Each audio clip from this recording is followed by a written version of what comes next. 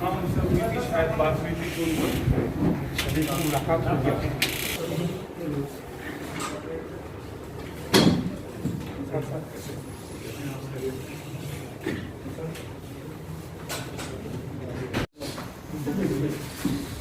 ये सब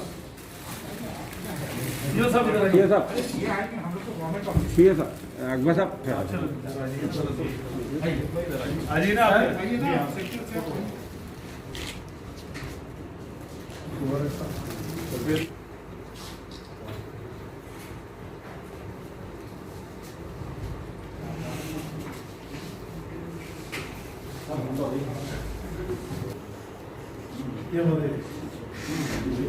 अच्छा जरा 5 मिनट ठहर जाइए आप। हाँ वही request with no media is allowed for this session. ठीक है माना बात हो गया तो मीडिया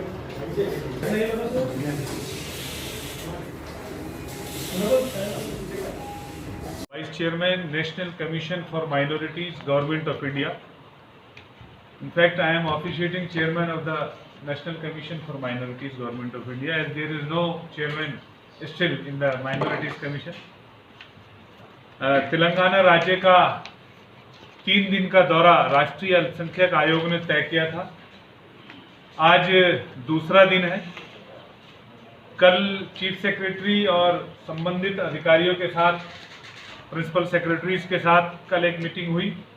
उसके बाद यहाँ की गवर्नर महोदया से मुलाकात हुई।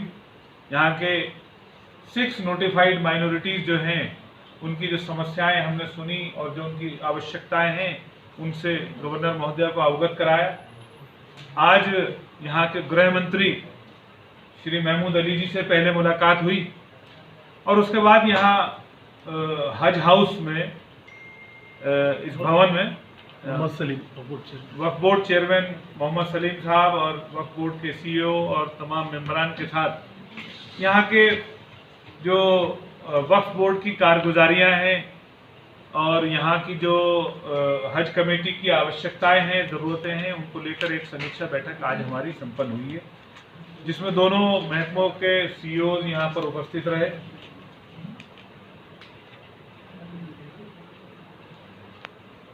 जो कारगुजारी यहाँ चेक करी उसमें हमारे साथ सेंट्रल वक्फ काउंसिल के ऑनरेबल मेंबर श्री हनीफ अली साहब मौजूद रहे।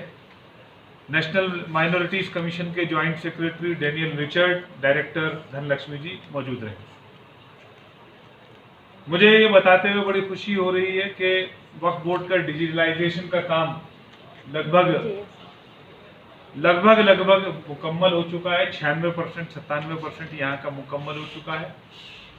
यहाँ के सोर्स ऑफ इनकम कैसे बढ़ाया जाए उस पर हमने बहुत सारी चर्चा करी। एनक्रोचमेंट पर कैसे रोक लगनी चाहिए इस पर भी हमने बहुत सारी चर्चा करी। वो प्रॉपर्टीज़ भी आइडेंटिफाई करी हैं कि जिन प्रॉपर्टीज़ में एनक्रोचमेंट है, वक्फ बोर्ड बेहतर तरीके से किस तरीके से इसको जिस मकसद के लिए वक्फ बोर्ड का गठन किया गया था उसको इस्तेमाल करें, उस पर बहुत सारी चर्चाएं करी हैं हमने। बहुत सारे पॉजिटिव एजेंडे के साथ ये मीटिंग हमारी कंक्लूड हुई है और इस विश्वास के साथ हम लोग यहाँ पर आए हैं कि जो हमारे प्राइम मिनिस्टर साहब ने कहा था कि सबका साथ, सबका विकास और सबका विश्वास, उस विश्वास को अर्जित करने के लिए वक्फ बोर्ड और वक्फ बोर्ड की संपत्तियां, हज कमेटी एक बड़ी भूमिका निभा सकती हैं, क्योंकि केंद्र सरकार इस बात के लिए बहुत लगन से, बहुत ईमानदारी से लगातार प्रयास कर रही है कि वक्फ की संपत्तियों का एनक्रोचमेंट खत्म हो जाए, वक्फ की संपत्तियों पर ज़्यादा से ज़्यादा पॉजिटिव प्रोजेक्ट्स शुरू किए जाएं।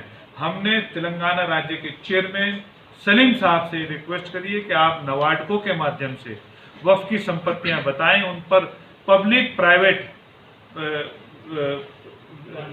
पार्टनरशिप्स के साथ कोई नया प्रोजेक्ट जिससे वहाँ की इनकम बढ़ाई जा सके, जितनी जल्दी से जल्दी शुरू कर सकते हो वो शुरू करें।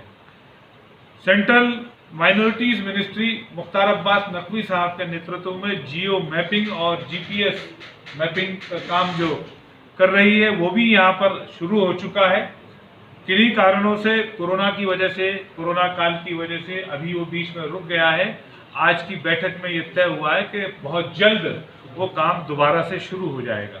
उस काम के लिए 100% जो इन्वेस्टमेंट है, जो पैसा है, वो भारत सरकार का अल्पसंख्यक मंत्रालय दे रहा है और तेलंगाना को भी वो लगातार दे रहा है। हज कमेटी के ताल्लुक से बहुत सारी बातें हुई, उसमें जो एक सबसे ज़्यादा वेलकमिंग बात है वो ये है कि इस बार कोरोना की वजह से देश भर में 10 केवल एम्बार्केशन पॉइंट रहेंगे। मैं तेलंगाना के लोगों को ये मुबारकबाद दे रहा हूं कि उन 10 में से एक हैदराबाद भी रहेगा। और भी हज कमेटी की आवश्यकता और ज़रूरतों को लेके, जो कि राज्य सरकार और केंद्र सरकार दोनों सरकारों से संबंधित है, हमने आवश्यक बिंदुओं को नोट कर लिया है और यथाशीघ्र संबंधित सरकारों को उसके लिए डायरेक्शन देंगे। बहुत बहुत धन्यवाद।